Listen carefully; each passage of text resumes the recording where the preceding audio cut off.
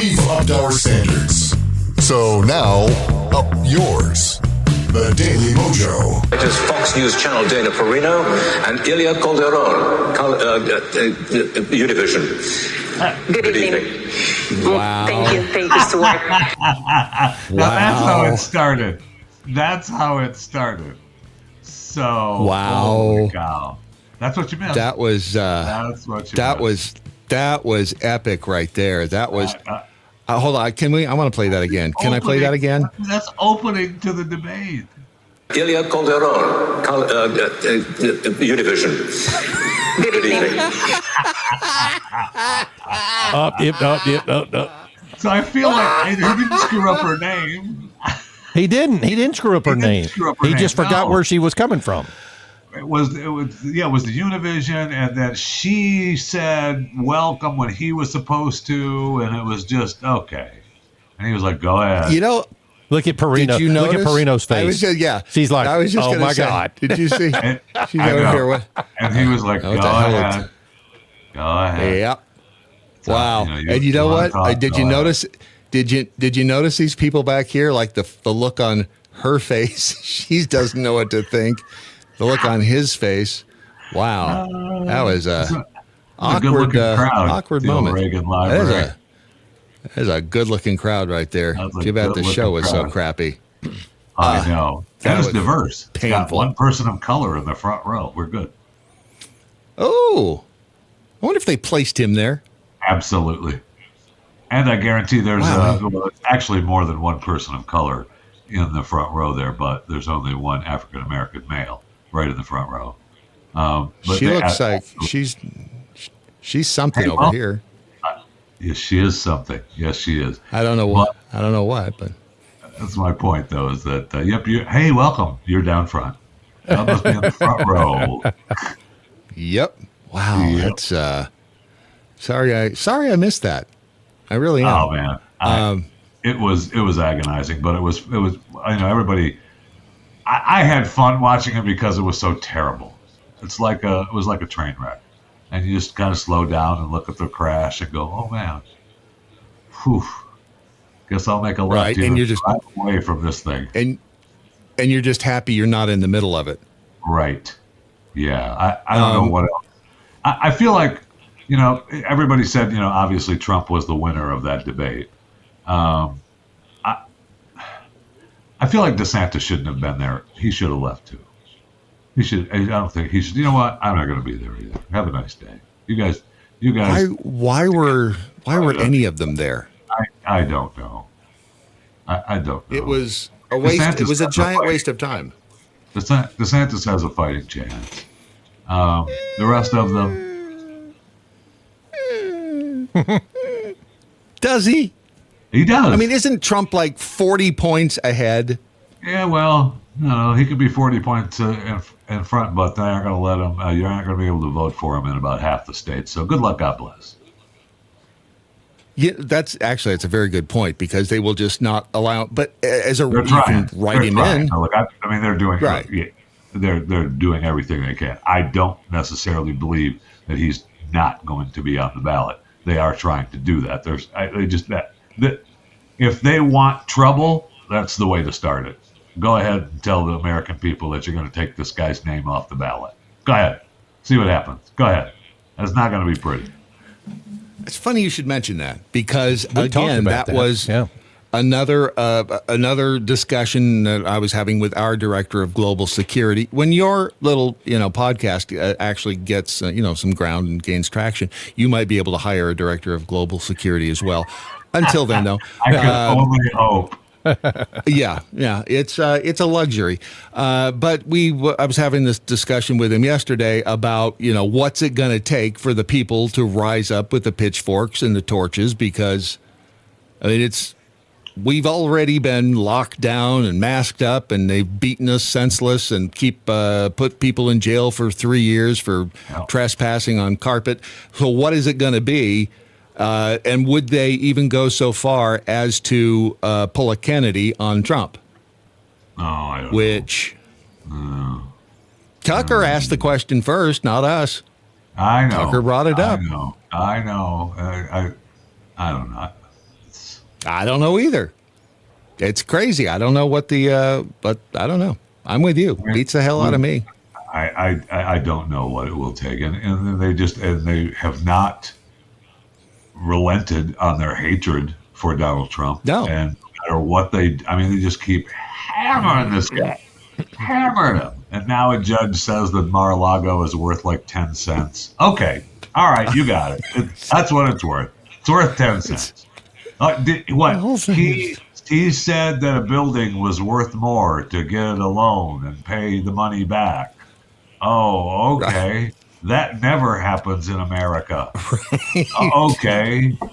Don't the banks hold some responsibility to that? Don't they have their own? I just can't take. I just can't. I know. The judges. The whole thing is nuts. It just is insane. Before we get to your next thing, I wanted to bring up a point because I was listening to your little gnawing the bone. Is not you can stop pointing the finger at me is what you can do. That's actually this is actually not my hand. It's an AI hand. I have no control over it. But I was listening to your little Gnawing the Bone podcast, and you were discussing the Victoria's Secret show, which incidentally is right. Which it's exciting because there's no dudes in it, which is kind of a weird thing that you'd have a Victoria's Secret show without any dudes in it. Because after all, it is 2023. But you mentioned the whole X-ray thing. They do have some plus-sized models, though. Yeah, there are. Yes, that really does go against the whole Victoria's Secret kind of thing. But what do I know? Yeah. Right. Well, and you mentioned the X-ray thing with being able to, if you're watching it, you can push a button and slide it and do all that and buy whatever they're wearing. And then you mentioned, that's what you tried to do over there at the Blaze, and you weren't, it's technology. It wasn't in place. Technology wasn't ready yet. Yeah. Right. And I realized that was 10 years ago or so, maybe 11. And then I realized, well, that's because y'all were copying us when we were putting DIY on the air in the late 90s, because that was the whole idea behind DIY is to be able to, to be able to show stuff and you be able to touch your TV screen and go, oh, I like that nailer, and I want to buy that nailer. Look at that hammer. And give me that thing. Right. You'd be able to buy it. So I just wanted to let you know that we were when you were doing that there wasn't so. touch screens. When you were doing that 20 years ago. Okay, you know what? Be picky. There's called Home Shopping Network. What we tried to do was the carrier pigeon method. So if you saw something that you liked, we'd send a carrier pigeon to your home. You could write it down on a slip of paper, because drones really weren't a big deal then either. And we'd get so we'd send you by FedEx. Homing pigeon. Yeah, what is it? Right. DYI? Well, no, we'd send you one. We'd send you one in the mail, and then you would go ahead and then you would write out what you wanted on a Post-it and tape it to the homing pigeon's foot. If anyone still has is it DYI? Is that what it was called?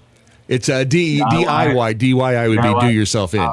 The DIY homing pigeon. If someone still has one, please send me it. You can find them all day long on eBay. On eBay, man, you can buy and some of them are still in operation today. That's the technology that we have. Are great. They are.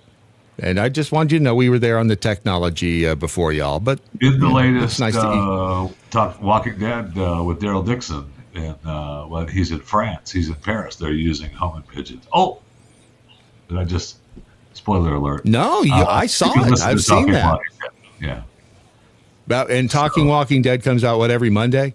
That's correct. That's correct. There used to be a guy on there that was incredible. He would. I know what I liked about it is he'd point out the details that other people would miss that were pretty important, and he would he saw those. He nailed them. Here, let me give you a quote. Let me give you a quote from him. That's why he's not around anymore. We used to do that on DIY, and you can see that. So, that guy. You can't. Is that the guy you're talking about? Okay. That's the same guy. He was pretty incredible. I'm just saying. He was. I think it was a mistake that you guys got rid of him. But that's that's just me. That's I personally didn't have anything to do with it. Sure, it's my show, but I didn't have anything to do with it. Right. Yeah. You and Bob Barker. What are you going to do? Yeah, it's not up to me. I wish it was. If it were, I would have put my foot down, but it's not. Right. I bet you would have. Right there. Okay. No, I would have. I'm sure you would have. I'm sure you would have. Let's just. So, Ron, you like working with wood? Anyway.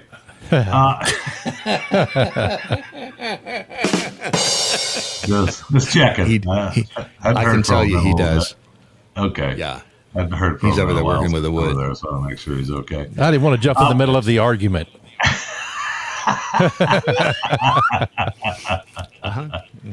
We do need to talk about, and I don't know if you talked about it now. I don't know that you've heard about this issue, but the dreaded rat lungworm. I know. Sit down. Oh, you already are? Oh, all right. No. I think Ron has had it. Oh, no. It's a parasite with a penchant for rats and slugs that occasionally finds itself rambling in human brains. It has firmly now established itself in the southeastern United States, and it will likely continue its rapid invasion. There's a new study that they did at the Atlantic. Oh, thank you. Thank you. So the study at the Atlanta Zoo of dead rats, and man, who doesn't want to have that gig at the Atlanta Zoo? Can I work at the zoo? Yes, you can. Go collect all the dead rats. It's a small study, but it shows that the zoonotic parasite was introduced and become established in the southeastern United States. And the researchers at Georgia College of Veterinary Medicine, and the study was published in the Journal Emerging Infectious Diseases. Man, if you haven't got your new copy of the Journal Emerging Infectious Diseases, you do not. And know their Christmas parties are amazing. Good about it. Just saying. Yeah. So now we're saying that humans need to be more careful than ever. So they're typically found in rats, but they have a complicated life cycle, and they can be deadly when disrupted. So normally the adult worms live in the arteries around a rat's lungs, hence rat lungworm. They mate and lay eggs. The worm's larvae then burst out of the lungs, get coughed up by the rat, and are swallowed and eventually pooped out. From there, the larvae are picked up by slugs or snails. This can happen if the gastropods eat the rat poop, or if the ravenous larvae just bore into soft bodies. The larvae then develop into slugs and snails, which ideally are eventually eaten by rats. Back in the rat, the large stage larvae penetrate the intestines, enter the bloodstream, and migrate to the rat.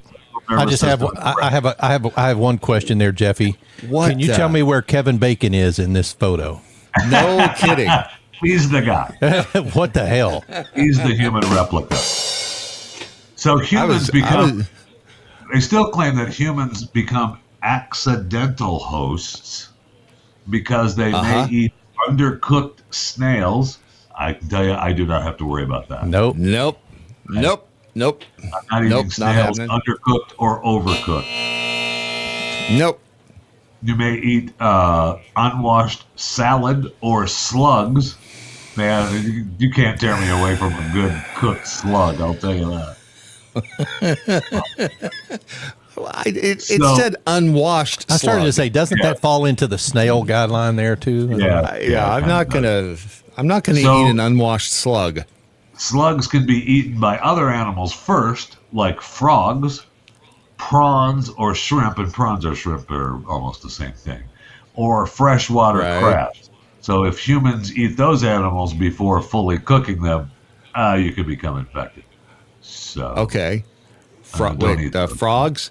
Who the hell's eating the frog? Prawns or snails and slugs. Huh. Okay. All right. And there's no concern with undercooked prawns, shrimp, or frogs or slugs. Nope. Who's eating slugs? Not happening. Yes, just the animals. No, not the unwashed ones. Never eat an unwashed slug. Now, it's often thought that the worm can't complete its life cycle in humans. Don't be silly. What are you talking about? They first think, well, you know what? It just wanders around the brain for a month or two, and then it's killed off by the immune response. And so, and there's been, there's been some evidence the adult worms reaching the human lungs. There's been some evidence of that, but and there's no treatment, by the way. There's when they try to treat it, the worm says, "Hey, what are you doing to me?" and gets stronger. So. Oh, nice. Yeah. Now, and when you say complete the life cycle, does that mean? Hold on a second. Are we having worm sex inside the human body? Is that what you're saying? Yeah. Is that what they're doing in there? Because that's what they're doing. Okay, so they found it. We now have it in Georgia. All right, we've previously had non-human primates in Florida, Louisiana, Texas, and Alabama, and a red kangaroo had it in Mississippi. However, the CDC, the CDC, who doesn't love a good cooked red kangaroo steak? Anyway, thank you. Oh man, don't undercook it though, otherwise, rat lungworm. Right. The CDC identified 6 human cases between 2011 and 2017. Now, those are the ones that could not be explained by travel. So they don't say how many they found. They just say, 6 of them were the only ones that we're not blaming on travel. We don't know how they got it. We don't know what happened there. I guess they ate a slug. So, okay. Wow. Well, so it's building up its numbers, and of course they blame climate change and the human-facilitated spread of rats and other hosts, and giant snails, emerging around the globe. Now they first found this in China. I don't know, back in what? I know. How does anything get done in China? All they got is a bunch of damn parasites. And then they said, that's just where they're at. That's the only place on the planet they're at. Oh, well, no, not really. No, because of climate change and those bastard humans. So we now have rat lungworm. There have been human cases in 30 territories around the globe. And so just a friendly reminder from Chewing the Fat and the Daily Mojo. I'm sorry for speaking on behalf of you guys, but don't eat undercooked snails, frogs, prawns, shrimp, or freshwater crabs, or unwashed salads. Don't even do that. Well, and take a look at the red kangaroo, and I'm guessing you're saying don't F around with the red kangaroo when you see him. Look at the muscles on that joker. Holy crap. Because he'll kick your ass and give you, and he'll give you the ring-tailed ratworm. Which is it's not a ring matter of fact, tail. If you get it's not a ringtail. It's hell, that's bad. No. At least I thought you were going to say that this thing was one of those worms that crawled up your pee-pee. Your pee hole. And your pee hole.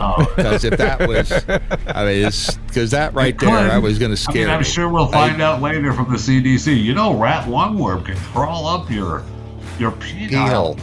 Be careful.